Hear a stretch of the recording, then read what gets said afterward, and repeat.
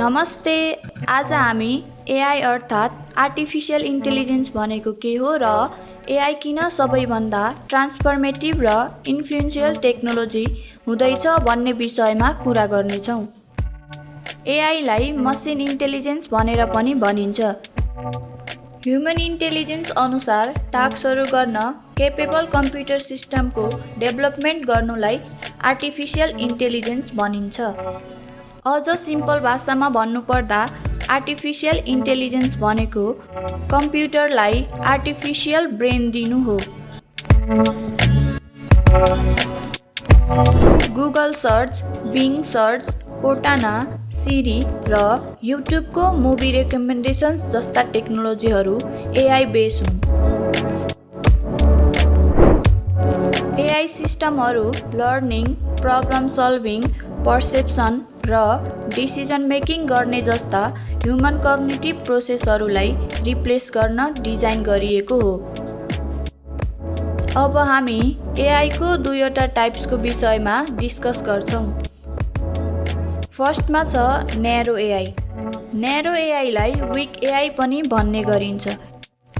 Narrow एआईको मुख्य विशेषता भनेको दिइएको पर्टिकुलर टास्कलाई हाई डिग्री अफ एक्युरेसी र इफिसियन्टली कम्प्लिट गर्न सक्ने एबिलिटी हुनु हो। जस्तै कि हामीले युट्युब वा कुनै पनि भिडियो स्ट्रिमिङ प्लेटफर्ममा भिडियो हेरिरहँदा त्यो वेबसाइटको अल्गोरिदमले युजरको बिहेभियर र प्रिफरेन्सेस बुझेर पर्सनलाइज रेकमेन्डेसन भिडियो प्रोभाइड गर्छ।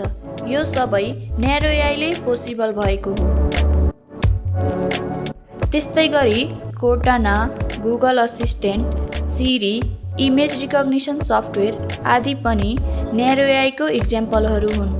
सेकेन्डमा छ जेनरल एआई। जेनरल एआईलाई स्ट्रङ एआई पनि भन्ने गरिन्छ।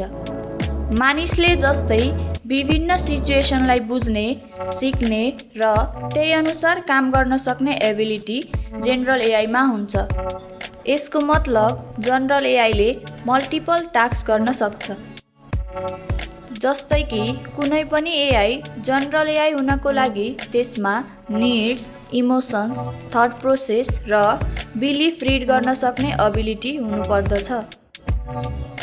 आजको डेटसम्ममा हामीले जनरल एआई बनाउन सकेको छैनौँ, तर जनरल एआईको बारेमा रिसर्च भने भइरहेको छ। एआईले machine learning, neural networks, natural language processing, computer vision, robotics लगायत विभिन्न सबफिल्ड र टेक्निकहरू समावेश गर्दछ।